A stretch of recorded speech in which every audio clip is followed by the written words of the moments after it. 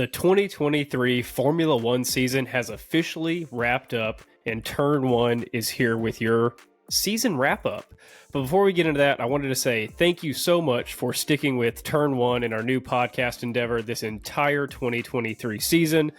We started this, I think, 4 or 5 weeks before the start of the year and have gone all the way through. And we appreciate all of our subscribers, everyone that's liked and commented on our videos, and everybody that's watched all of our content that we put out so far. I will say we are launching season 2 of Turn 1 sometime late January. I don't know if we have the exact date yet, but we're going to have all new content, more content. It's going to be released earlier in the week so that every F1 fan has more of a chance to get their F1 fill throughout the week leading up to every race. But we are super excited to bring you an all new set and way more Turn 1 F1 content. Guys, we're going to continue to drop content throughout the break. It's not going to be as many videos as we typically like to put out during the actual season, but we will continue to be busting out at least one episode a week, maybe more if we do decide to do the gaming or just the educational stuff, but stay tuned for that. And if you have any ideas or videos that you want us to see us make, comment on these videos. And with that, we'll get into it. Welcome to Turn 1, a Formula One podcast.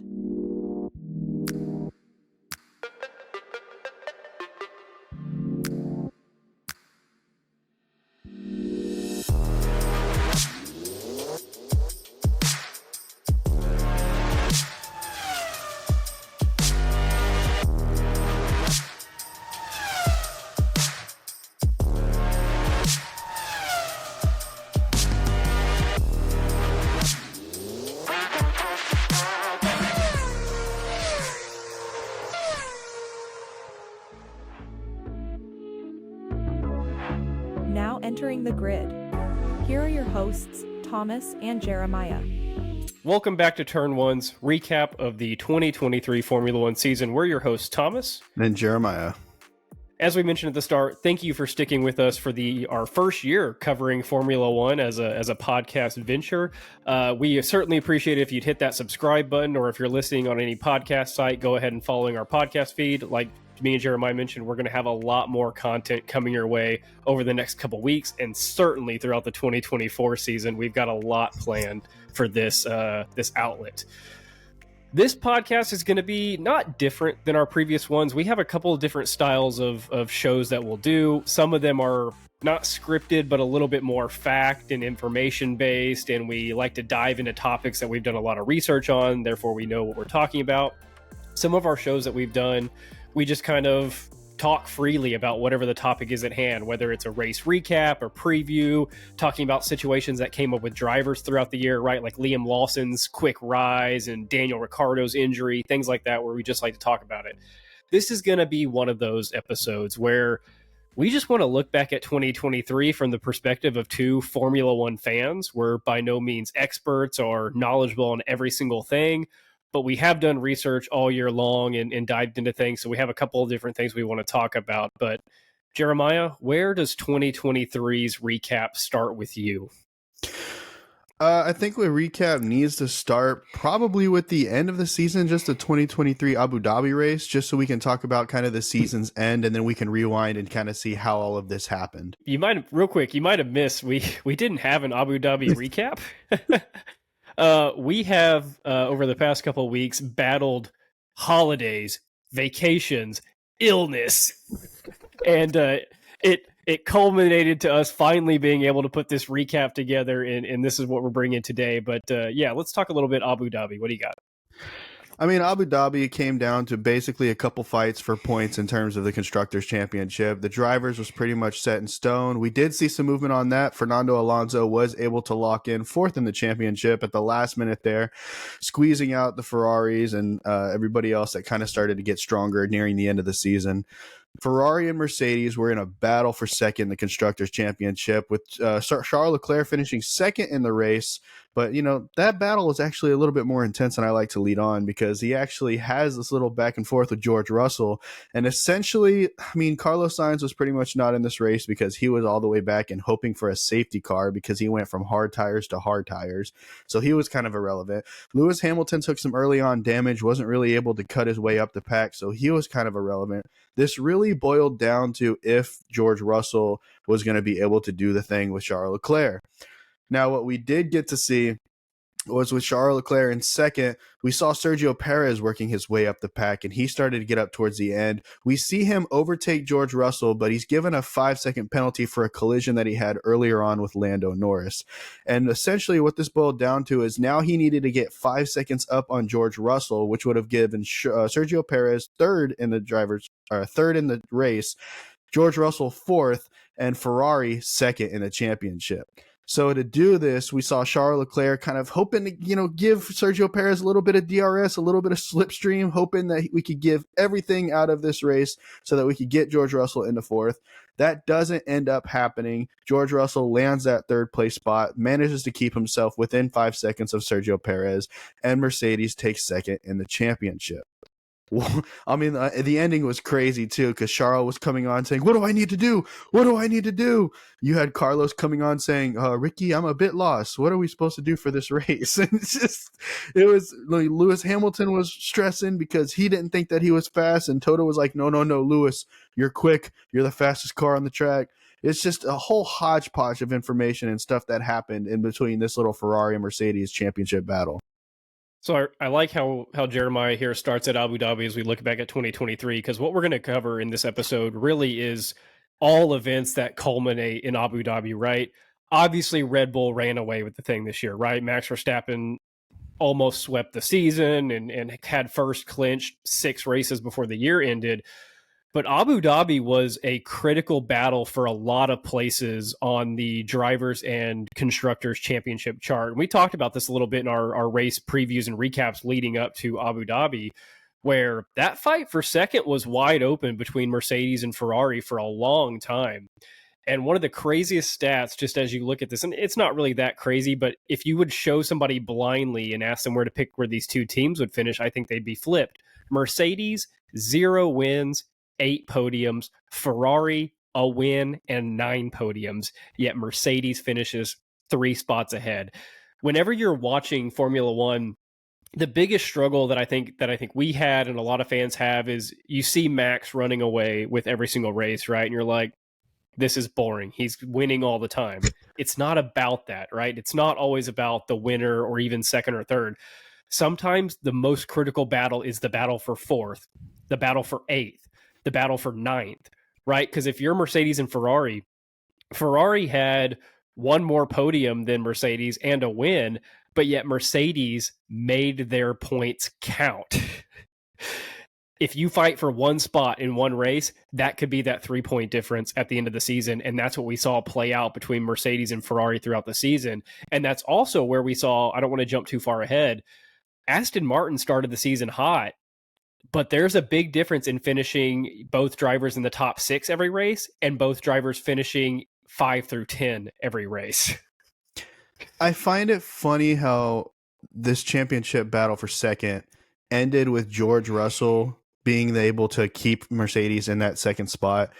When in hindsight, if George Russell had just had a more consistent season, Mercedes would have ran away with it. Just saying. We'll talk about that more in the season wrap up, but I just find that hilarious. Yeah, we'll get into George for sure, but I think Abu Dhabi was kind of a good wrap up to the season because, again, you had Verstappen run away by, 18 seconds or some such? He was just gone. It doesn't matter. So you had that.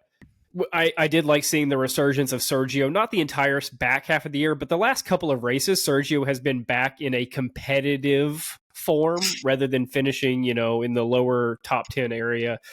And then, of course, you had the McLarens up there battling for top 5 spots. So I thought that was a good wrap to the season. You also get to see Yuki finish up there in the top 10, which, hey, we root for that guy, even though he's struggling a little bit. And then, of course, you had the Alpines finish right in the middle, which that checks out. I want to pay homage to Fernando Alonso here for securing 7th in that Abu Dhabi race, because by getting 7th, that tied him for points with Charles Leclerc at 206. But because Fernando Alonso had more podiums throughout this season, he secures 4th in the Drivers' Championship in that Aston Martin. That was nowhere last season, and even Fernando was in Alpine, which was nowhere last season. Lando Norris finishing with 205 and Carlos Sainz finishing with 200. So this battle was super close. I mean, it could have been anyone's game for that spot. I wonder, I don't know if he was frustrated all year, and maybe I need to go watch more Fernando Alonso interviews, but the way that they started the season versus how they finished, he had to be a little stressed because they started so hot, right? And he was, I'll say, easily able to get podiums. He wasn't competing with Red Bull, but he was far ahead of the rest of the pack. And then suddenly the lights went out, and suddenly he's down where Alpine is every single race, and there's nothing he can do about it. But those last couple of races, he did what he had to do. Dude, 6 podiums in the first 8 races in that Aston Martin that finished like 7th or 8th last year in the Constructors' Championship. Unreal. I will give you a lot of credit. So this isn't the episode where we're going to go back and pick apart our early prediction. We did 2 sets of predictions. We did a preseason prediction, and then we did like a 3 race in prediction. And Jeremiah had really studied a lot of the testing and the practices that they were doing, and you called it. You said Aston Martin is a contender this year. Now, granted, as the season went on, they weren't a number 1 or 2 contender, but early in the season, yeah, they were. Before teams rolled out upgrade packages, before things changed a lot in the season, I was like, man, they came out of nowhere. And Jeremiah's like, no, they didn't. If anybody just watches what they're doing, you would know that they're gonna be great. Because I think I put them like, I moved them 1 up from where they were last year. So if they were 7th last year, I put them at like 6th this year, and I was like, that's enough improvement for 1 year.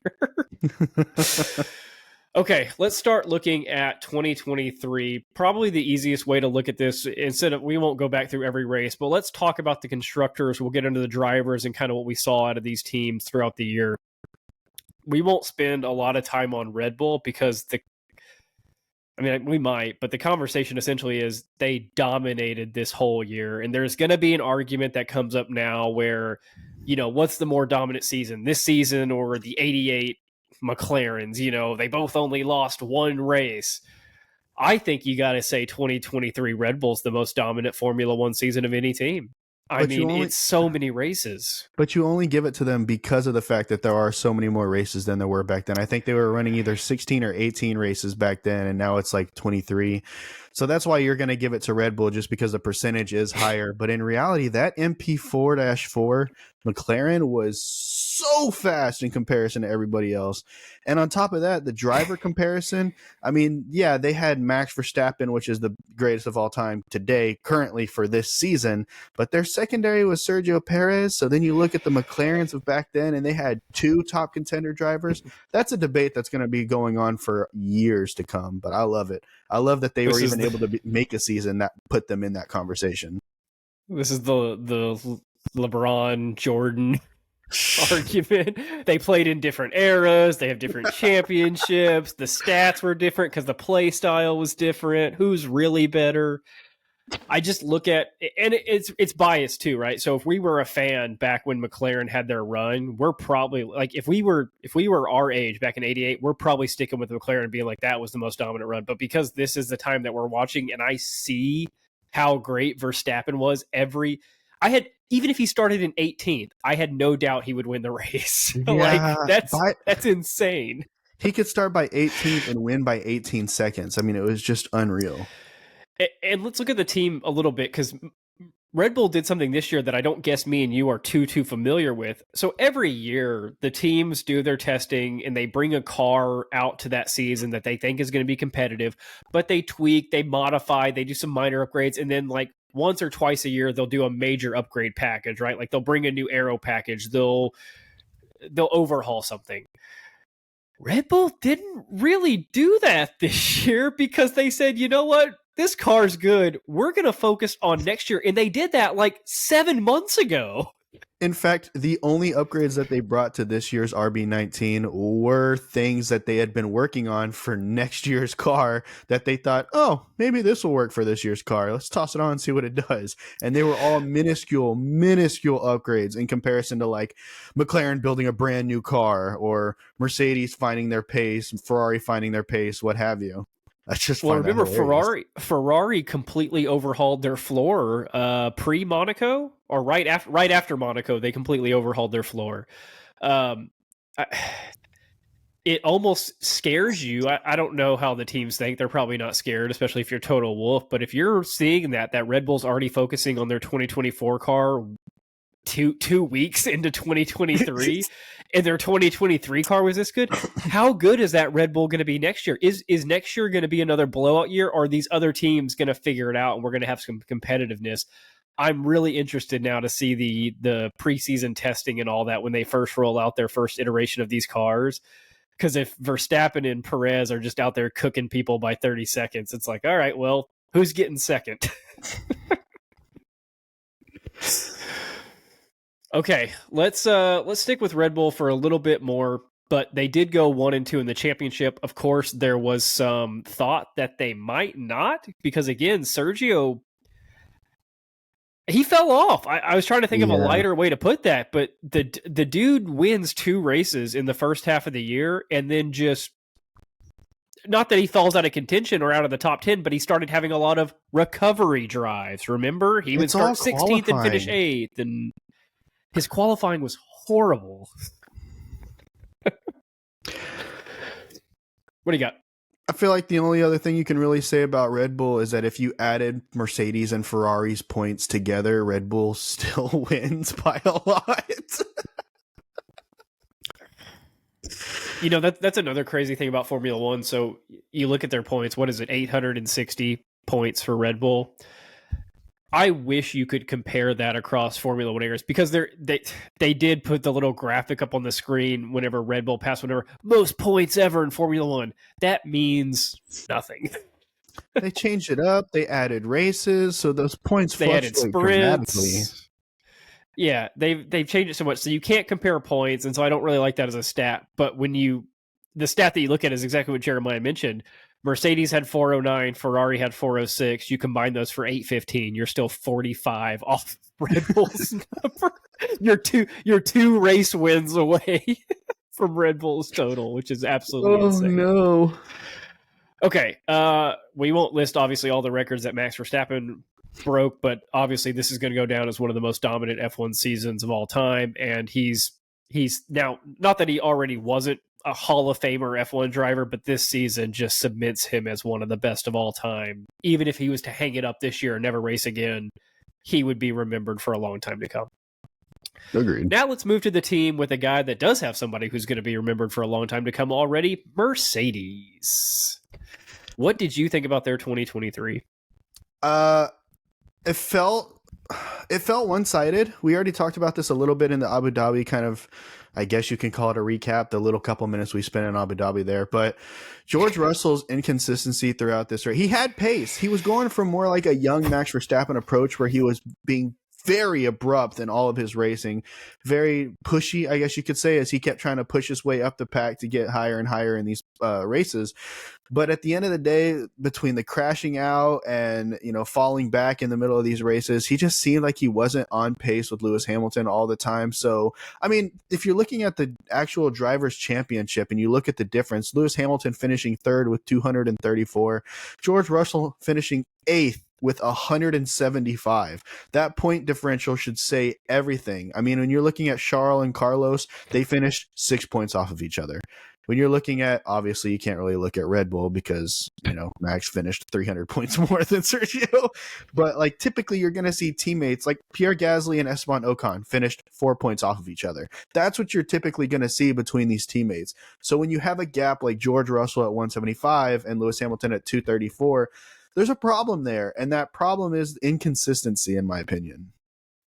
And yes, it is Lewis Hamilton, so you're like, well, of course there's going to be a gap. But check this out. What was he called last year? What was his nickname, 2022? Mr. Consistency? Right, because he was in the top 5 all but 2 races of last season, where one he retired and one he got 14th, but the rest of that he was 3, because Japan he got 8. So 3 out of all the races, only 3 he wasn't in the top 5, from what I'm looking at least. This year you run the same amount of races, okay? So this year, same amount of races as last year, more points available because there's more sprints. Last year he finished with 275 points. He got 100 more points last year. Dude, this year he was out of the top 5 in the first, or 3 times in the first 4 races. Like, I don't know what else to put it. And look at the second, not even the second half, like the second 2/3 of the season where he's just not in the top 5, like hardly at all. I mean, and again, okay, so let's say this. His style of racing as Mr. Consistency, where he's always in the top 5, you're not going to win a championship being that guy. You're not. No. Fair enough. If you finish 5th every single race, you're not winning a championship. You've got to get podiums and you've got to get wins. So maybe him or his trainers or his team or Toto was like, George, we love you getting points, but if you're ever going to run this team the day Lewis steps away or retires or whatever, you've got to be the guy. And Mr. Consistency isn't the guy. So maybe this was his first crack at, they knew they weren't going to win, right? This wasn't Mercedes' year. They looked at Red Bull. They said, Red Bull's going to take this away. George, go be an aggressive championship level driver. So here's my problem. When you have Fernando Alonso driving an Aston Martin that was dominant in the beginning of the season and then just pretty much nowhere, you could say, I mean, kind of somewhere in the top 10, but pretty much nowhere where it was in the second half of the season. And then you have McLaren, who was nowhere in the first half of the season and then somewhere in the second half of the season. Both of Lando Norris and Fernando Alonso of those 2 teams finished ahead of George Russell, who was in a Mercedes that was relatively there for the entirety of the season. And if you don't believe me, just look at Lewis Hamilton, who finished in the top 5 and top 6 almost every single race without, you know, a couple retirements and a disqualification, or 1 retirement in the season and a disqualification. So just if George Russell was able to keep that kind of pace, that kind of consistency, he would have very easily finished up there ahead of the Fernando Alonso and Lando Norris McLaren Aston Martin. But no, he was all the way down below both Ferraris, down there below a McLaren that was nowhere in the beginning and an Aston Martin that was nowhere in the end. The problem with that year 1 of him being aggressive, and I guess we could see next year, maybe he goes back to being Mr. Consistency, or maybe he's aggressive again. You really put your team in a tough spot to where you are battling for a standing, you know, at the end of the year. Whereas if you would have just had a couple more consistent finishes like we're accustomed to, it wouldn't have been a battle at the end. Mercedes would have been locked into that number 2 spot, but it's just not what we saw. I was trying to think kind of back to the beginning of the year and how Mercedes either improved or downgraded throughout the year, but it was kind of consistent. They had their ups and downs, but there was no clear drop off. There was no clear resurgence. I don't think any specific upgrade package necessarily propelled them to the top. I think Lewis's consistency is what ultimately landed them where they finished. No, ultimately the Mercedes' upgrades were pretty consistent throughout the year, keeping them pretty much on par with where they've been the entire season. They brought a new floorboard. They brought multiple different upgrades throughout the season, but, you know, at the same pace kind of that everybody else was with the Ferrari, and then McLaren bringing the super upgrades and everything else. What I'm interested to see, so you see this in Drive to Survive a lot. They show Toto's kind of thoughts and behind the scenes stuff. And I do like, we talked about this maybe preseason before this year, maybe in one of our first shows, how Toto can flip that switch from being a championship team principal to a rebuilding team principal. And you see that kind of mindset play out on Drive to Survive, where he goes from saying, okay, Lewis, go win the championship, to this isn't our year. We're going to figure out this car. We're going to learn what our drivers need, and we're going to go into next year. He's now had 2 years of figuring things out. Is next year the year that Mercedes can develop a car the correct way and put it all together and figure it out and finally compete with Red Bull? Or is this going to be the Mercedes that we've seen this year and last year, where they're just playing second fiddle to Red Bull? So if we want to see a resurgence of Mercedes as kind of a dominant force in Formula One and maybe even competing with Red Bull for that number 1 spot, we're going to have to see some consistency from George Russell. We talked about that, but also we're going to have to see some development on that car, because right now the way that it's sitting is it's a competitor for that second spot. Right now, it's on par with the Ferrari and even on par now with the newly aged McLaren that came through in the second half of the season. But if we really want to see them take that next step, it's going to have to be in the car itself. And yes, the drivers with George Russell, we talked about that, but mainly in that car. We're going to need to see some high development in that car to get them to where they need to be. If you know anything that's going on behind the scenes, put a comment down there. If you read something that you don't hear us talk about, let us know, because there's a chance we didn't read about it. Let's move on to this one, and I hate recapping their 2023, and I'm talking about Ferrari, because we've been so high on Ferrari doing well again in Formula One for the past 2 years. It really looked like last year Charles might have a chance out of the gate, and then Verstappen ends up fighting his way back in it and then taking over and winning the thing. And then you get into this year and you're like, oh, this is it. They're gonna figure it out. And they did. And not to say it was a bad year, but in terms of Ferrari standards and expectations and where you want Ferrari to be with that driver lineup and that car and that engine and everything it's got going for it, middle of the pack as a top competitor, which I know that's kind of an oxymoron, but middle of the pack as a top competitor is not what you're expecting. When you're battling for second and ultimately you lose and you get third, that's not what you want. So here's a couple stats for you. They had so many top 10 finishes, which is like, great, we're getting a lot of points. But the problem is they had so few podiums. They had 35 top 10 finishes between their two drivers, 9 podiums. That is not a good ratio when you are trying to win championships. They had a slight back half of the year resurgence. I don't know if this was attributed to the upgrade packages that they went for, or maybe just some other teams fighting for each other and taking each other out of positions. But they did get 7 of their 9 podiums in the second half of the year. So it's like, okay, we're showing some improvement going into next year. But how much of that is going to carry over the offseason? Does that really apply to whatever they're running out next year? Or next year, do we see Ferrari battling with McLaren and Aston Martin for 4th place? Like, what's going on? Yeah, not to reiterate exactly what you just said, but you made a good point. Last year, we see this battle between Charles and Max Verstappen, and we're thinking that, oh, this is going to be a battle between Ferrari and Red Bull for that championship spot. And then they kind of fell off as their durability wasn't really where it needed to be to keep that engine running at the highest pace, and they kind of had to turn down the engine a little bit. And so we're thinking, okay, yeah, they're going to work on their car, fix their durability problems, and they're going to come back this next year stronger. And then we see this kind of, like you said, mediocre, middle of the pack, but at the top level car. And we don't really see him battling Max Verstappen. Now, yes, you can argue, well, Carlos Sainz picked up that win. And yeah, that's fine, but that's on a track where Ferrari was actually doing well. And that's on those fast, low downforce circuits where they just can go flat out and speed and everything, which is why we saw the speed in Las Vegas, which is why we saw, Monza, Abu Dhabi. Those are tracks that suit the Ferrari car, but we need to see a Ferrari car that doesn't need to be track specific. We need to see a Ferrari car that can actually go every single track, no matter what kind of package they bring, and still show some form of dominance per se, or at least competition for the top spot.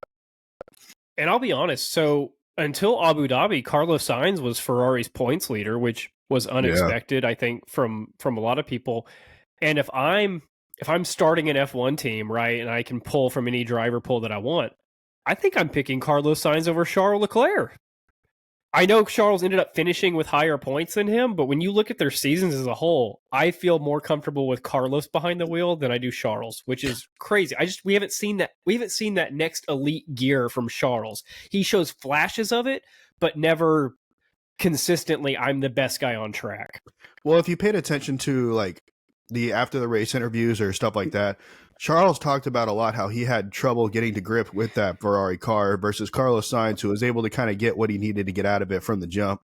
So we did see kind of a regression, I guess you could say, from Charles Leclerc for this season, but it's mainly dependent on the car itself. So like I said, next year, if we can see a better car, then we can see more consistency from Charles Leclerc and a better fight for him in the actual championship. We're going to do some videos this offseason between the two, between 23 and 24, and we'll probably have to do a dive into kind of the inner workings of Ferrari, because we've mentioned it, other shows have mentioned it, so many writers have mentioned it, but Ferrari has everything needed to be the world champion every single year. And it's just been so long since they put the pieces together. And so we'll probably spend an episode diving deep into that. Let's move on to one of the more interesting teams this year. I'm not going to say they were the most interesting because I think Aston Martin was probably the most interesting, but McLaren. When McLaren started 2023, I was worried because they were garbage. Dude, in the first 7 races, Lando Norris got 17th 4 times. That is unreal to compare to how he finished the season. The very first race of the year, Bahrain, Oscar retires, and then didn't Lando have like 8 pit stops because their car didn't work? He had a hydraulics problem early on where he like some kind of leaking or something like that. Had to pit 5 times. Yeah, talk about worried.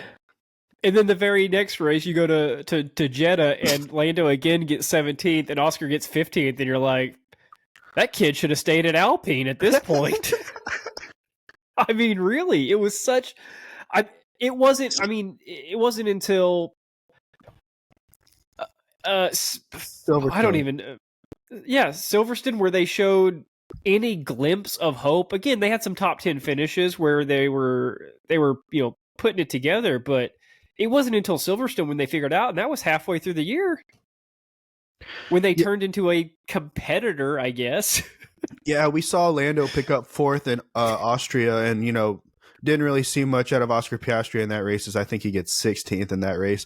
But then as soon as they get to Silverstone, their entire car is completely turned around. We see Lando getting 2nd. We see Oscar getting 4th, and that kind of level of performance carried on through the rest of the season, luckily for them.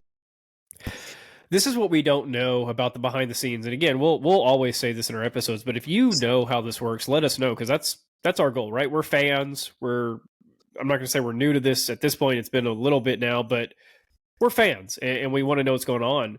When I go look at the interviews from Zach Brown, I remember one very specifically. It was earlier this year when they were really struggling, and they asked Zach Brown what he thought about the prospects for the rest of the year, and he was so confident in the upgrades that they were going to roll out to that McLaren. He's like, we're going to be up there. We're going to be getting podiums. We're going to be getting...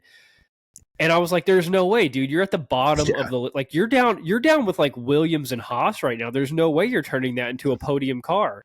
And they did. And so here's what I don't know. Do the teams just have so much invested into their car before the season starts that even when they get into testing, they know it's going to be bad, but it takes so long, so much meticulous time and money and R&D to develop any upgrade packages that they can't fix it immediately. They have to wait 8 races into the year to turn their car around, and they know it's going to be awesome when they do, but they just can't do anything quickly. I just think it's one of those things where they had to ride it out, because at Silverstone we see them bringing the revamped side pods, a redesigned floor, upgraded halo and engine cover. Excuse me. But all of that's going to carry pace. And so we actually did get to see the McLaren kind of coming out from where they were and at the bottom of the races to now being able to be a top contender. Granted, not on the level of Red Bull, but nobody was for this entire season. But all those crucial aerodynamic components are really what brought them back to the forefront. Like, they flipped. That was the biggest flip of a switch I've seen. We'll talk about Aston Martin here in a second, but Aston Martin started out hot, and then they kind of just slowly worked their way down the field. McLaren started off horrible, and then almost overnight, they were top 4 team. And then as we approached the end of the season, McLaren could have been the second best constructor. Now, we saw them kind of waver in a couple of the last races, but they were second best to Red Bull. They were keeping up with Red Bull. They were matching lap times with Red Bull. They were consistent. The car was consistent. It was staying on track. And I just don't know if we've seen that big of a switch be flipped in our time watching Formula One for a team to go from the bottom of the pack to the top overnight. And if only, that's why I say if only it had been sooner, because that interview with Zach Brown, he knew, this was like 2 or 3 weeks into the season, he knew what they had was going to be great. Then why didn't you do that right earlier? You know, why didn't you do that week 2 instead of, and again, I guess it goes back to the R&D and the time commitment with all this, but they could have had such a good year if they rolled out the car that they finished with. And I know that's not how Formula One works, but... Oh, yeah, we could have been talking about a battle between Mercedes and McLaren for that number 2 spot. And it might have justified. So we know these drivers know things, right? I think the biggest example of knowing things is probably Fernando Alonso, him moving to Aston Martin when Aston Martin was not something you would want to move to, right? But he knew they had something cooking in that factory that was going to be competitive. And I wonder if that's the same with Oscar Piastri. If Zach Brown went to Oscar and said, "Hey, Alpine's going to be a 5 or 6 spot next year on the constructors. We've got a car that we think can be in the top 3 at the end of this thing." But, it wasn't just the actual car itself, though. It felt like the whole team took leaps and bounds. I mean, who had the fastest pit stop of the season? It was McLaren this year, right? More specifically, Lando Norris's crew. 1.8 seconds. I don't remember what race it was in. Gosh. The next fastest was Red Bull at 1.98. So they blew the rest of the field out of the water in fastest. And Red Bull is known for their insanely fast pit stops. That's what they do. So when you're talking about a McLaren car that got a 1.80 flat, that's insane time for a pit stop. I think that Zach, now I don't know how much at risk he was at, but before this season started, I said that Zach Brown was on the hot seat, right? Because you're running one of those historic F1 franchises that is, it's not Ferrari, but it's the next closest thing to Ferrari in terms of F1, in terms of legacy and money and everything that you've got going on. And I really thought Zach Brown was on the hot seat, and he still might be. Because this again isn't the season that they wanted. I mean, if you're McLaren, you're going for championships. You're not going for 4th place in the constructors. But with how they finished the season, I think Zach Brown bought himself some time. Because not only does he have probably the 2 hottest names in Formula One drivers, like, again, if you're someone starting a team, Lando Norris or Oscar Piastri is on your list of drivers to reach out to for sure. But you also finished the season with arguably the 2nd or 3rd best car in the lineup. Next year looks promising. It really does for McLaren. I still think it's funny that we talk about Zach Brown as Toto Wolff or as Christian Horner, when in reality it's Andrea Stella that's the team principal. I know, but it's so hard to separate because he's the guy that you see talking, and he does all the interviews, and he talks about the drivers, and he talks about the car. And so I know there's a team principal behind the scenes, but again, for the average F1 fan, I don't care about McLaren's team principal because I know nothing about them. I hear from Zach Brown. He's the voice of the team. And so I want them to do well. I've had my issues with Lando Norris not winning races. I do think that could be kind of team related, although we have seen drivers on underperforming teams pop up and win races before. But let me ask you this hypothetical. I'm going to jump ahead. I know this is the 2023 wrap up. What if Lando doesn't get a win in 2024? Now, granted, we're talking about a season where supposedly Red Bull won't be running away with the entire thing. If that's the case, then yeah, that might be a problem, especially since we're seeing George Russell win races and we're seeing Charles Leclerc win races, Carlos Sainz win races. So we do need to see Lando Norris win a race, especially since the last win at McLaren was a Daniel Ricciardo. I mean, I look at the odd, and there's no odds behind this, but like there's some mental math going on here. Sergio Perez won a race at Force India, who at the time was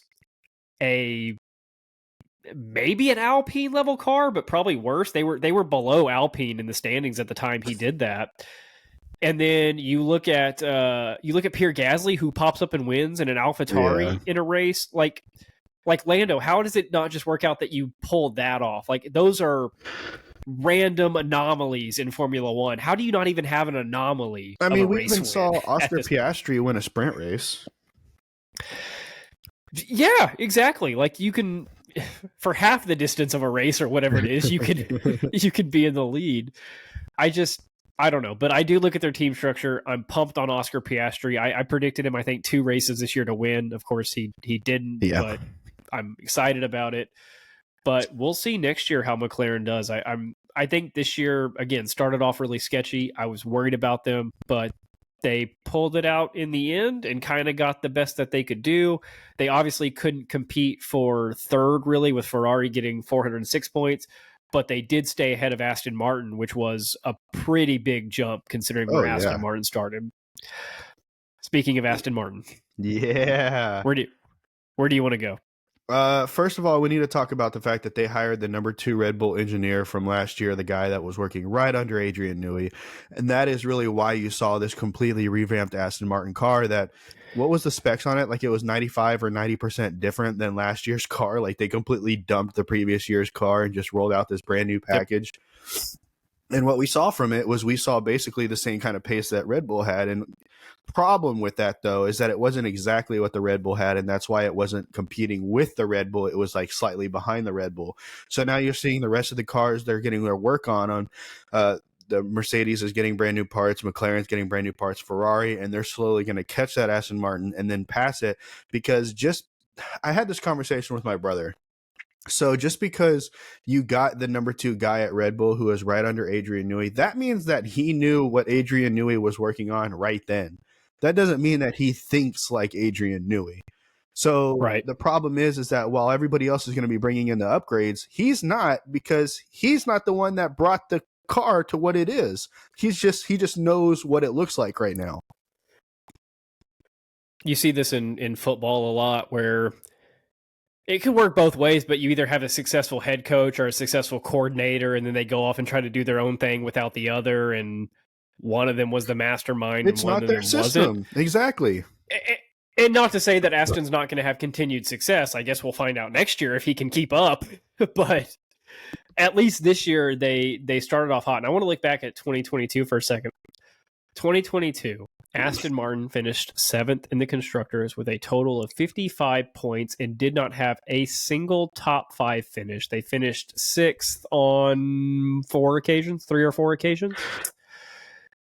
You look at 2023, and they finished the year with 280 points. What a step up from a team. And again, we said that you can't compare points across the season, but you kind of can, 2022 to 2023. It's not 1 for 1, but it's pretty close. Sure. That is an amazing jump up for a team. And, they are learning that car very well. So I do expect them to be bringing upgrades to the car throughout the season and maybe even next year rolling out a new package that'll be pretty competitive in comparison to like McLaren and Mercedes and Ferrari. But that's because they don't have Adrian Newey. They don't have him. But they do have a guy who is mechanically inclined enough to be able to be Adrian Newey's number 2 guy. So because of that, he has to have something. Now, he might not go the exact path of like an Adrian Newey at Red Bull, but he's going to carve out his own path in in Formula One, and he's going to go and create his own cars that are going to really make him known for what he's known for instead of Adrian Newey's path or who have you. So I do expect them to bring something next year that'll bring them back to the competitive edge that they had in the beginning of the season. I just don't think that, in my opinion, that they're going to be on par with like Red Bull, but I mean, that's just me. So there's a big difference in going from getting podiums and top 5 finishes, top 6 finishes between both of your drivers to getting 7, 8, 9, 10, 11, 12 between your 2 drivers. And that's what slowly propelled them or pushed them down the list of constructors. So here's my theories. One, I think Alonso outperformed the Aston Martin. Was the Aston Martin a better car than last year? 100%, no doubt about it. That doesn't also mean, though, that Alonso can't be a really, really good driver in that car. Sure. Which we see him outperform every car that he's in for the most part. The other idea that I have is that Lance Stroll underperformed in that car. And so that the Aston Martin's true performance lies somewhere in the middle. Maybe the average of the two. I don't know. Maybe it leans a little bit more towards Alonso overperforming than Lance underperforming. But ultimately, what cost them a higher result in 5 this year was Lance Stroll. Right. So here's where we get into the uncertainty of how Aston Martin is run. Obviously, they're primarily owned by Lawrence Stroll, who's Lance Stroll's dad, and that's where all the money comes from.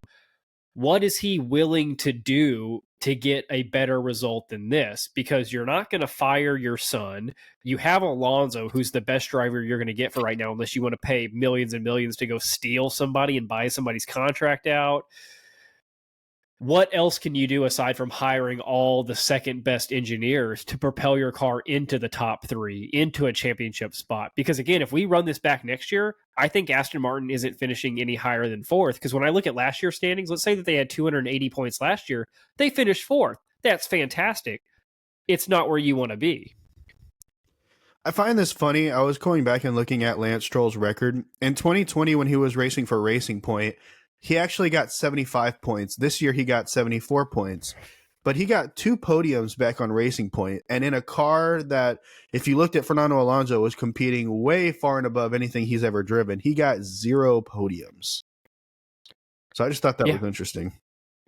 He finished 10th this year when Stroll did? Yes, 10th. And again, he finished 10th, Alonso finished 4th, so maybe the true performance of the car is 6th or 7th.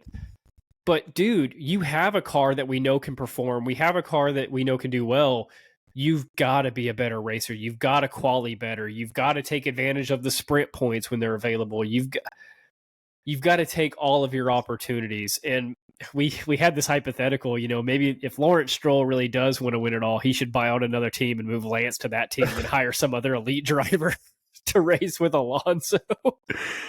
Because he would have a legit chance. If you put Sergio or Carlos or Lando paired up with Alonso, you might get second this year. Yeah, I mean, it'd be a lot closer, that's for sure. Because you would have that second driver now working with Alonso on getting podiums almost every single race or getting top 5 finishes, rather than somebody finishing around 10th on average every single race. Right, and they would have gotten the massive points dump in the beginning of the season when Fernando was getting podiums. So there could have been 2 drivers doing that. So then whenever they did get that loss of power, loss of pace in the second half of the season, it wouldn't have been such a big hit. The other thing that's a little bit telling about Aston Martin, so Jeremiah, has his thoughts on them stealing Red Bull's number 2 engineer. We might, and again, this is all hypothetical that I guess we'll find out next year. We might have seen the first instance of what's the guy's name? I forget. The guy at Aston Martin or Red Bull? Yeah, at Aston Martin. I know Newey. I don't know the guy. Yeah, I don't know. whoever mystery engineer is, they rolled out what they consider to be a major upgrade package, maybe a third to halfway through the year. I don't remember the exact race, somewhere around Silverstone, kind of when McLaren figured things out. It didn't do anything. It put them thoroughly behind Ferrari and McLaren whenever Aston rolled out their major upgrade package for 2023. What happened? How do you miss the mark so much on an upgrade package that you've been working in the offseason on, that you've been working on the first couple of weeks of the season on? How does Ferrari and McLaren and even Mercedes dominate you in upgrade packages? That's not a good look. Well, that's what I was talking about, is that all these other teams, they have a guy that built that car. So when they're talking about upgrades for that car, they know what upgrades can work good for that car because it's their car. We're talking about a guy at Aston Martin that, I mean, essentially they built a Red Bull car. So they don't, if they don't understand fully everything in and out about that Red Bull and the development process of that Red Bull, they're not going to know how to develop it, what the next steps are, what needs improvement, what can they tweak to make it that much little bit better. I'm most interested in the Aston Martin and McLaren situations going into 2024, because those were the 2 teams that had the biggest changes, right? Aston Martin came in hot and then fell off. McLaren came in bad and then just hit a home run with whatever they rolled out with that car. Going into next year, are they on level footing? Are they completely different again? I think both have the potential to be in the top 3. I think next year there's a very realistic chance it goes Red Bull, McLaren, Aston Martin. But I also think there's a very good chance that McLaren and Aston Martin finish exactly where they are next year. By the way, I want to give a big apology to Andrew Alesi. That's the guy that they took from Red Bull. That was the number 2 guy and brought him over to Aston Martin. So Andrew Alesi, congrats to you, man. You really took Aston Martin to the next level. Look here, Andrew. If you want to make it to being a household name like Adrian Newey, you better put some championships on that shelf. There's a couple people. Sorry. Okay, let's move into kind of the bottom of the pack team. So we've covered the top 5 constructors. Let's move into the bottom 5. How fitting is it that I know there's Alpine fans. I don't know why you're an Alpine fan. Tell me in the comments why you're an Alpine fan. I don't get it. Maybe you're French. But here's the deal. we've said all year long, and even before me and Jeremiah got together and recorded ourselves talking about F1, Alpine is a middle of the pack team. That's what they've always been. That's what they're always going to be. That's what they were when they were Renault. No matter what drivers they have, no matter what they do, their drivers and their team and their car are always middle of the pack. This year, they finished 6th, which is about as middle of the pack as you can get outside of 5. And then their drivers also finished 11 and 12. And keep in mind that we had 22 total drivers this year between the mix-ups on the team. So that puts them right in the middles of the driver standings as well. Correct me if I'm wrong, and maybe you can play devil's advocate, there's nothing to be excited about if you're an Alpine fan. I mean, if you're looking at the past Alpine, it was always Red Bull, Ferrari, Mercedes at the top. And then for that, it was McLaren or Alpine. And they kind of went back and forth back when they were Renault as well. So there was always that kind of fight for best of the rest. But the problem is that they've been surpassed. They've been surpassed by McLaren, surpassed by Aston Martin, and now they genuinely are middle of the pack. And even if you look at their drivers, I mean, they have the all-French lineup now with Pierre Gasly and Esteban Ocon. Pierre Gasly was showing insane pace in that AlphaTauri, kind of a rebirth of his career after his Red Bull blunders. But you're looking at what he's done at Alpine, and it's meh. Mediocre. I mean, we see both him and Esteban Ocon coming back with a podium. They both got third in their own respective races. But meh for the rest of the season. That's kind of how I feel about them.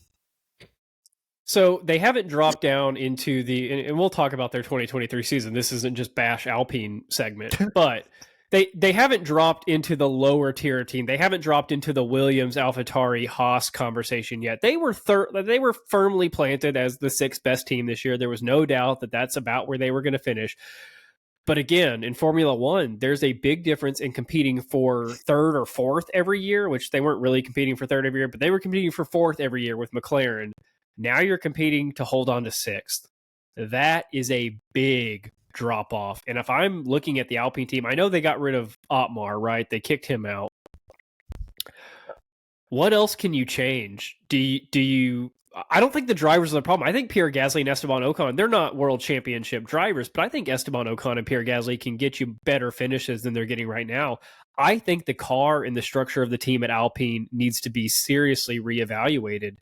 When you look at their season, you had them retiring so many times. So there's some inconsistencies either with the strategy or with the car.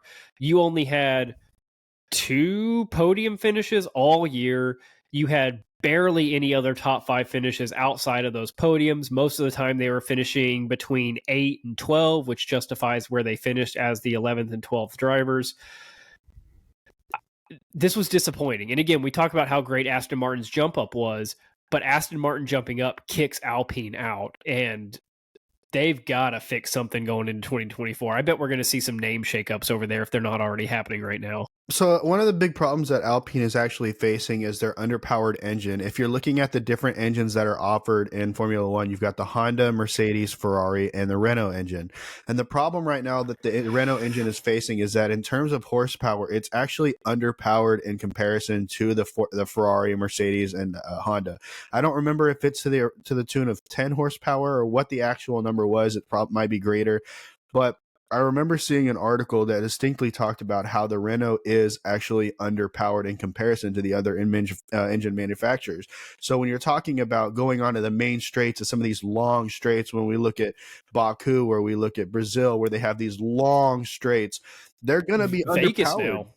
Vegas, they're going to be underpowered during those tracks. So they really need to be able to make it up in the corners. And if they're not able to get the aerodynamics right to make it up in the corners, they're just all around going to be slower.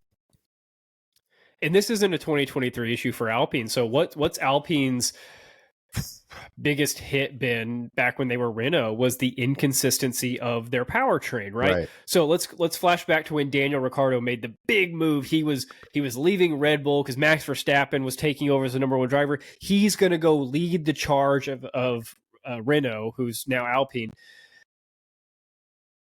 He complained all season at Red Bull about how, because this was back when Red Bull used Renault engines, they hated Renault engines at Red Bull. They hated them so much that Red Bull said, we're going to go to Honda and then we're just going to make our own. Like, y'all stink. We're tired of paying for this. Renault cannot go buy engines from somebody else because they're an engine manufacturer. but you've got to mix up who's making those engines. I mean, really. I mean, this is not. They got to do something. This isn't what you want. It's not working right now. And again, it would be different if they were finishing, both in the top 10 every race. Of course, their standings would be higher.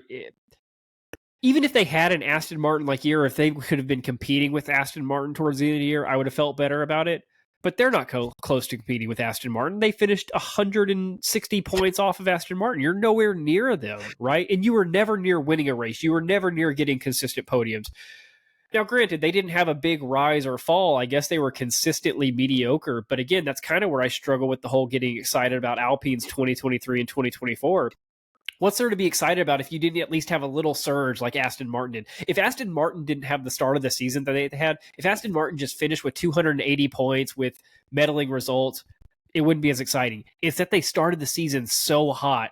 They gave their entire fan base a glimpse into what they can be. There was times when Alonso was keeping up with Verstappen. Do you remember that early this season? Like Jeddah, they were close for a little bit there, and you're like, what is going on with Aston Martin? We have never seen that from Alpine this year.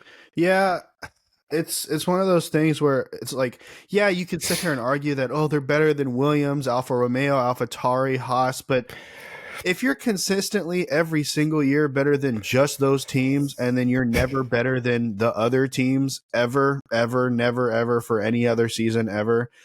Even McLaren was exciting to watch because, they stunk at the beginning of the season, but then they had this surge at the end of the season where they started climbing the ranks and getting better finishes, and ultimately finishing higher than Alpine, even though they started out the season below Alpine. And you've got a couple things working against you if you're Alpine. So 2023 is one thing. You got 6th place. That's not what you wanted, but you know what? Fine. Aston Martin had a good year. You start looking down the road, and of course, we'll get into more of this as the season approaches. But you've got Williams, who Alex Albon is showing a lot of promise, and obviously they want to see things out of Logan Sargent. You've got AlphaTauri, who's got Danny Rick, who's clearly trying to do something. And then you look at Alfa Romeo, who is going to be partnering with Audi here in a couple of years. They're going to want some kind of results out of this. So Alpine, you better figure out your stuff now, because here in a season or two, you might be passed by one or two more teams, and that's going to put you at the bottom of the list. I mean, really, if you don't change anything, I think Alfa Romeo, which will be Sauber and then Audi, will really change up the game. I think that they're going to have an Aston Martin type year when they make that switch, because they're going to come in with their expertise, their technical partnerships. They're going to come up with their people, and they're going to change the game. And Alpine, if you're not keeping up with Aston Martin, McLaren at that point, then you're going to be left behind, and you're going to be talked about like a Haas. You're going to be talked about like a Williams and AlphaTauri. And that's not where you want to be as a major engine constructor. It bothers me because when you talk about the investors that are coming into Alpine recently, we've seen Ryan Reynolds coming in. We talked about that. But also Patrick Mahomes, quarterback of the Chiefs. We see Travis Kelce, who's a tight end for the Chiefs. Everybody's getting in on these big investments, all towards Alpine from here in America. And it bothers me, man. It does, because of all the teams that you could pick. And I'm sorry to say this, but you pick the most boring team on the grid. So not to spend much time on this, because again, we don't really know what their impact or contribution is yet. We could speculate all day long. I think Ryan Reynolds is going to make a TV show out of it, because that's what he does with his investments, which is genius, and I'll watch it. I'll watch a show on Alpine. But maybe that is Alpine's first step in turning things around and improving, is saying we need some big money donors and we need visibility on our team. We don't want to get lost in the weeds. We don't want to be down where, Haas is like Haas is supposed to be America's team, and they can't give an America behind them. That's really sad. So maybe these investors can get America behind Alpine, and that will drive performance. That will drive innovation. That'll drive making big moves. Maybe they're trying to fix it with those. Here's my problem. Money can't fix any problems in Formula One. And while a lot of people would argue with me on that, you have to remember that there's a cost cap that's now implemented into every single team. You can only spend so much on your car in the season. So what really needs to change at Alpine, in my opinion? Personnel. Right. So you can change the personnel by money whipping big name people. You can get new facilities. You can build a brand new facility, and I don't think that goes against your cost cap. Well, sure. I mean, yeah, you can have all of that, and that might be more money implemented from stuff like that, from that perspective. But in terms of spending money on the car and actually just, like when you talk about like, especially if you were to watch Drive to Survive back in the day, when you heard them talking about Mercedes or Red Bull, when if there was a problem, they just threw money at it, throw money at the problems, throw money at all their problems. You can't really do that if there's a cost cap. You kind of have to have the car from the jump, and then any improvements that you do midway through the season to try and get better performance out of the car has to be well done. It has to be precise movements, well tested. It can't just be something you throw out there. Oh, that didn't work. Throw it out. We'll try something else. You can't do that because you're spending money that you don't have. Well, you know what they're going to do? They're going to send somebody to pick up the food instead of having the food catered. That's what they're going to do. That's how they're going to get around that. Because that's the only issue with the cost cap is that catering bill. Let's move into Williams. So these last couple of teams we won't spend too much time on. We're already probably at the hour mark here, but we figured this would be a longer episode. We got to recap a whole season. So here we are. So Williams, I think, is both on our list of teams that we want to do well, if nothing else, because Alex Albon we want to do well. I don't have anything against Williams. I'll be honest. I'll give Williams some props. They put, what was her name? Claire. They put her in charge of the whole thing, or whatever her name was. She was the daughter of the guy she was the daughter of Mr. Williams, and it didn't work. And she recognized that, removed herself. They changed up the leadership. They brought in a lot of new people. They brought in new drivers. They tried to get Logan Sargent for the American market. They're making moves that I really, really like. It's just not coming together this year. And I don't want to say that everything is falling apart at Williams and the sky is falling. I just thought they would have a better season in 2023 than the 28 points that they finished with. Logan Sargent was a wild card coming into this year. He was probably put in Formula One a little early. Remember, they pushed his super license up. He didn't win F2. He wasn't really the next in line to get a seat. They kind of rushed it. Got fourth, which is fine, but that's not usually who you see move up into F1. The best thing that I take away from 2023 in Williams is they've shown a couple of times now, a couple seasons now, that they can make a car that has pace. Now, what they need to work on is the consistency of that pace. It's really good to have a fast car until it explodes in a wall. It's really good to have a fast car until the engine blows up. It's really good to have a fast car until your driver can't figure out how to set a proper qualifying lap time and suddenly you're kicked out, of Q1.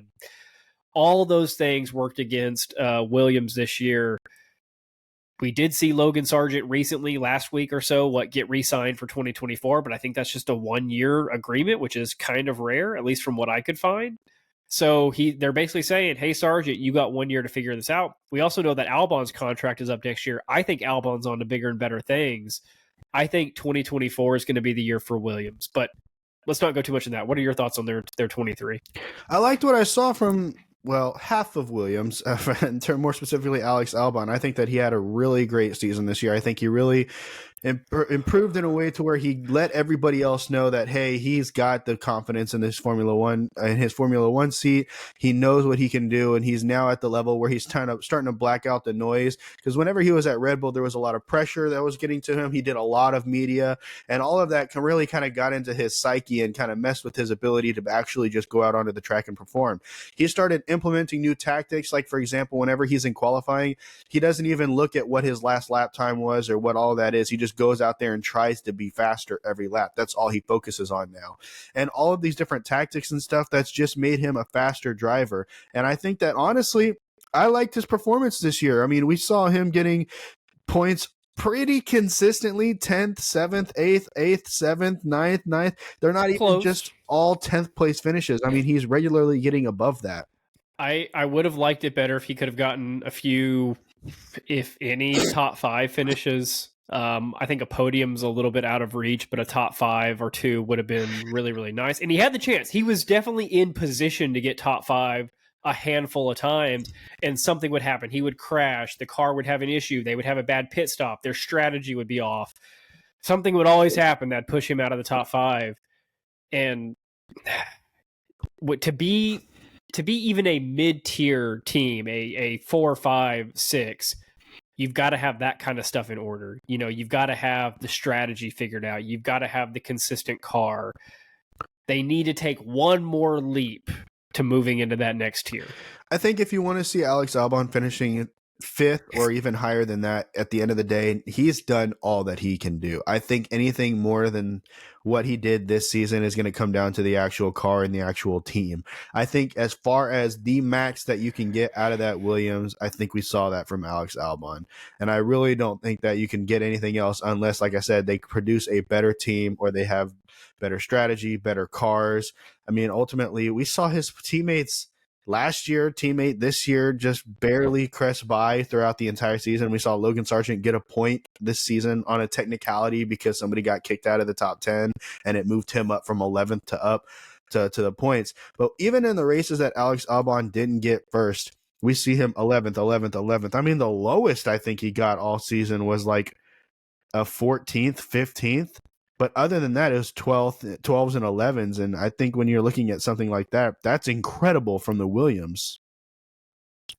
So if you're new to F1, or you maybe just at least maybe been watching F1 for a couple of years now, you could have been watching F1 for 10 years now, and you wouldn't know Williams is one of the most dominant F1 teams of all time, which still blows my mind to rationalize that.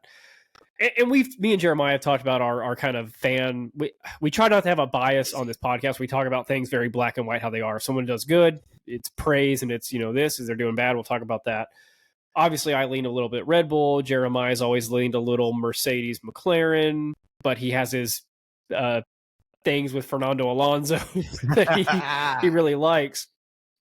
But I don't think anything would make you and I happier than seeing a battle for a championship, maybe remove Red Bull, but a battle for a championship between Ferrari, McLaren, and Williams. Oh, dude, that would be that's storybook stuff. If you could have a 1, 2, 3 or a 1, 2, 3, 4 that includes those three teams, we're talking about going to the 70s, the 80s, not the origins of Formula One, but kind of the golden era of Formula One, where you had all those driver names that you knew of. Alain Prost, you had, Schumacher in the 90s, that if we could have a little brief return to that, and I know that's not coming up anytime soon, but maybe I think Williams is doing it the right way, right? This is what I want Haas to do. I want Haas to have young drivers, to have new leadership, to have innovative ideas.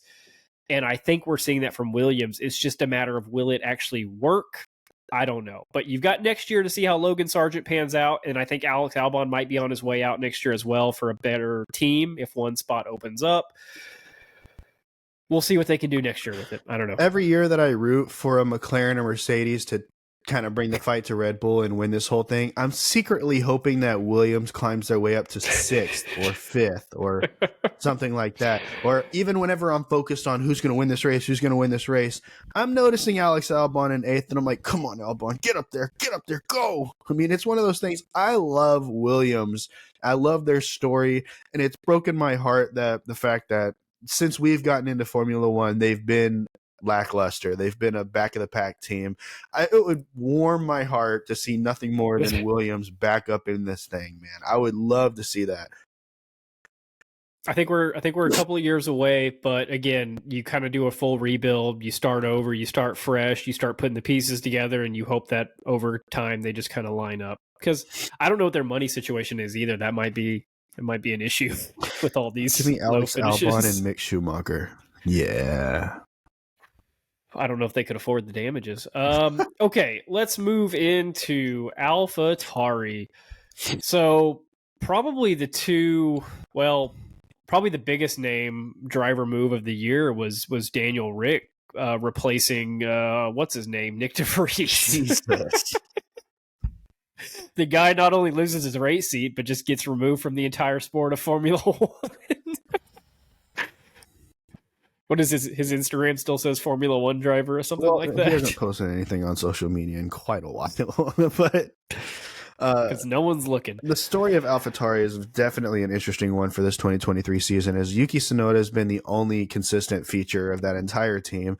We see Nick DeVries taking part in the first, I would say, not even the first half because they took him out right before the summer break. But then we see Danny Rick for a couple races. Then he breaks his hand.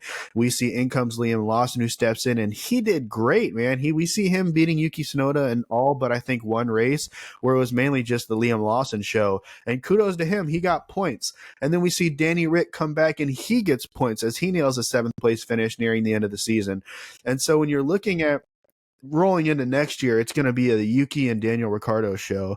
And I'm interested to see what happens. We'll see Daniel Ricciardo with an entire season.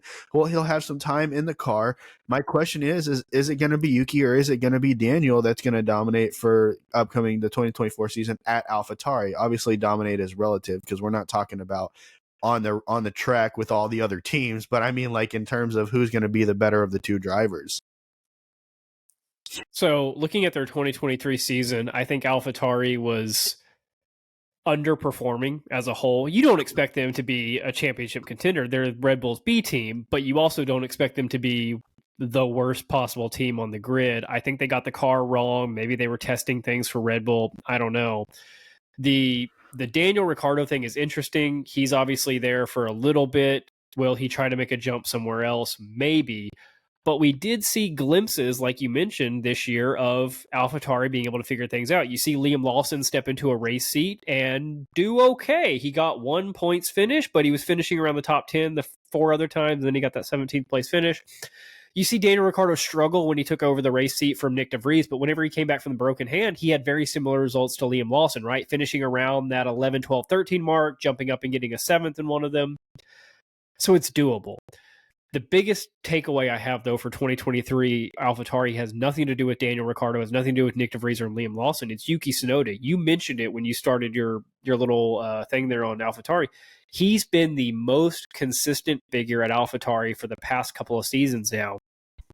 I'm sorry, you don't want to be the most consistent figure at a B team, and consistent meaning consistently not very high in the points. He actually is finishing lower in the points every single year. And we talked about this before the season and after the first couple of races this year. We really want to see something from Yuki. We talk about Yuki differently than we talk about Zhou Guanyu. We talk about him differently than we talk about some of the other younger drivers. Yuki is in the Red Bull system. You expect greatness. And for some reason, he just hasn't been weeded out. And maybe that's because he still could be great. And maybe Christian Horner sees that. But I expected big things from Yuki this year. I thought he might get some podiums this year. I didn't think he'd get a race win. But hey, if Pierre Gasly can get a race win in AlphaTauri, maybe you can. And it just was nowhere near that. Maybe that was on me for setting bad expectations. But I thought we needed to see more from Yuki this year. Yeah, when you're looking at Yuki Tsunoda, my problem is we talked about him being the most consistent thing at AlphaTauri, but when I say the most consistent thing, I mean the only thing throughout the year that didn't change. I don't mean his race performances. In terms of consistency, it's been kind of lackluster, and I'm kind of upset about that because we've seen Yuki Tsunoda have great pace for 2023. We've seen him flying up into these races, getting up into those 7th place, 6th place even, and we've seen him battling with like Oscar Piastri. We've seen him battling with Fernando Alonso, but the problem is that he'll end up wrecking out or he'll make contact, which will throw him back to the back of the pack. So in terms of, I would like to see more racecraft consistency out of him going forward because we did not see that in 2023. So he started in 2021 with AlphaTauri, where he finished 14th and he had 32 points. Last year he finished 17th with 12 points. This year he finished 14th again, but only with 17 points, so half of the first time he finished 14th. But he got most of those points the last 5 races of the year. The last 5 races of the year he finished 8, 12, 9, 18th, 8. So if you take out the last 5 races, and this was kind of the last time we really talked about Yuki was maybe around Japan or Qatar, he was in a position to get like 17th or 18th place on the season. Which, again, we love the guy and we want him to do well. He's just not showing us what Alex Albon is showing us. Sure, their point difference isn't too much, but we see those glimpses of really cool stuff from Albon, especially this year. We saw Albon do some stuff at Red Bull when he got that shot, but of course it wasn't his time yet for an elite seat at Red Bull. but we're seeing those things out of him at Williams to where he's earning a top seat. I can't comfortably say that Yuki deserves any seat outside of that AlphaTauri seat that he's in. No, and we've had conversations about that off these recordings where it's just like I don't really see him advancing too much. And me personally, I feel like they're only holding on to him because of that Honda relationship that they still have, and so they kind of have the go home national driver for the whenever they do go to Japan, and they have the home racer with the home engine provider and everything else. But I just don't see him making that step to the Red Bull seat, or even like a lateral move to Red Bull, like a Mercedes seat or like a Ferrari seat, or even McLaren seat. Right. I just don't see it happening. No, he would qualify for an Alfa Romeo seat at this point, maybe. I mean, I don't know. Let's quickly talk about our last two teams, which is Alfa Romeo and Haas, and then we will wrap up our initial 2023 wrap-up. But again, we're going to cover a lot of this over the offseason. We're going to look back in-depth at constructors and what they did. We're going to look back in-depth at some of the races that happened, because I really want to talk about some of the races this year and how they went down, because I think there's a lot to unpack that we didn't get into in our recaps. But looking at Alfa Romeo, it still bugs me that Valtteri is there at Alfa Romeo, because I still think of him as that Mercedes guy that just gets the job done. Right. And I hated this year, especially because it is what it is, right? You're in a car that you can't really do much in, so you just go out there and do what you can. He struggled this year more than his previous seasons. And there's not too much to talk about Alfa Romeo this season. I think they were what they were. We'll talk about Zhou in a second. I'm more excited about Alfa Romeo's future, which we can save for a different time. But what do you have on them? I mean, you can kind of talk about Alfa Romeo and Haas here interchangeably, as sad as it is to say. I mean, you can talk about Nico Hülkenberg and Valtteri interchangeably, and you can talk about Kevin Magnussen and Zhou interchangeably in terms of just performance. We didn't really get to see too much out of Zhou this year. We saw a couple three ninth place finishes for him, totaling up to 6 points. That's fine and dandy, whatever. Valtteri Bottas getting up into 8th a few times. That was cool. I mean, he ends the season with 10 points. You just didn't really see much from the Alfa Romeos this year. And, I understand what their strategy in keeping Bottas there for is so that Zhou can learn from him, because Bottas is a statement of consistency. We saw him doing excellent in Mercedes, and we see him coming into Alfa Romeo and, I mean, getting points out of a car that respectively shouldn't be getting points. And so Zhou Guanyu, kind of learning from him, I do like that. But we're just not seeing a lot from Alfa Romeo at all as a car, as a team, as drivers individually. It's lackluster. So real quick, touching on Zhou, obviously we've talked a lot about him this season, just needing to step up. I don't think we necessarily saw that this year. Now that we have the full picture of the year to look back on, I don't think we saw that next level. And the biggest thing that I have to point to that is he started in 4th in Hungary or something like that, and finished 16th because he blew the start off the line. And we talked about this in the race recap for Hungary. When you are in a low-level car, it's understandable that throughout the race, some things are going to even out, and you're probably not going to finish where you start, but just hold on and defend that position, right? Like we've seen Pierre Gasly do that a number of times where he'll put his car in a really good spot, maybe in qualifying or off the line, and he could just kind of defend and hang there, and that ends up getting him a spot that he wouldn't have otherwise got. Sure. The last couple of the races of the year, he was hanging around 3rd, 4th, and 5th sometimes in the races, and that would ultimately put him 7th, 8th, and 9th, but hey, better than no points. Zhou, when you start as an Alfa Romeo who's going to be next to last in the championship standings in 4th place, dude, you've got to hang on to that for at least until the pit stops, like at least until some strategy kicks in. You can't drop from 4th to 10th off the line of the race. Yeah. That shows I mean, I know one instance doesn't make a driver, but that's kind of that clutch make or break instinct of a driver is, do you have it or do you not? Maybe he can improve. Looking at the Haas team, my feelings on them. I think they need to restart. I think they need to rebuild. I think they need to start all over again. I'll be honest, I don't know if Gunther's the guy. I know we love Gunther for the personality and the quotes and the sayings and the interviews. I don't know if he's putting together the right team for the Haas. Again, you're the American-based F1 team. You should have way more support than you do outside of just being a character. I think you got to start fresh with young drivers. You have to generate excitement. You have to show some results. What are your thoughts? I know you at least used to love Haas. What do you think now? I don't know, man. Part of me will always have a tie to Haas just because they are the American team, but at this point, I'm kind of feeling like they need to do an entire rebuild altogether. Maybe Gunther Steiner isn't the guy. That is a decent point. I mean, I'm not going to argue with that.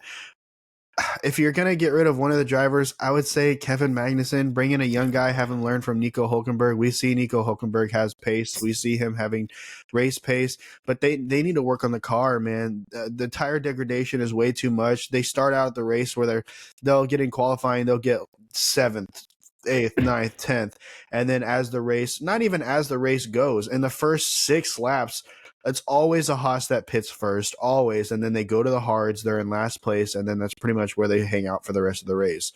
I'm sick of seeing it. It's the same story every single race, and I'm over it. I mean, I want to see something different. One of the more concerning things, especially out of Magnussen, is when Magnussen does have his car in a good spot, he's way too aggressive. We've seen that a number of times where he's in the top 10, and he tries to fight his way up the pack like he's a top 5 driver. When okay, Magnussen, your skill might be a top 5 driver. It's not. Your skill is nowhere near being a top 5 driver, but your car is especially not a top 5 car. And again, when you find yourselves in those spots of outperforming where you should be, you need to find the balance between aggression and conservative and play that balance and not just always go aggressive all the time, because what does he do? He takes himself out of the race. He takes his teammate out of the race. He drops position. He loses a tire. Like, that's happened so many times with Magnussen, even in 2023, where his aggression cost them solid points.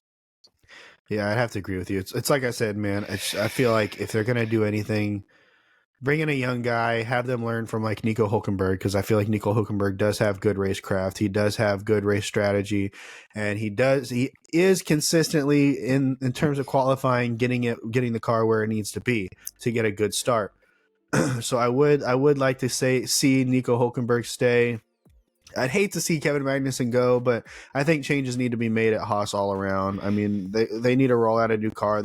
Main focus for me personally, if you don't change the drivers, change the car. That's the main focus that I would do if I was in charge of Haas. It's just nothing but the car. Okay, so there is our first look back at the 2023 season. I know I've said it a couple times, but again, throughout this offseason, we're going to be releasing content that looks back at 2023, maybe certain instances, certain teams, certain drivers. We're going to go in depth on this stuff. Not every episode will be an hour and a half or whatever this ends up being. We'll try to get back to our more 30 to 40 minute format.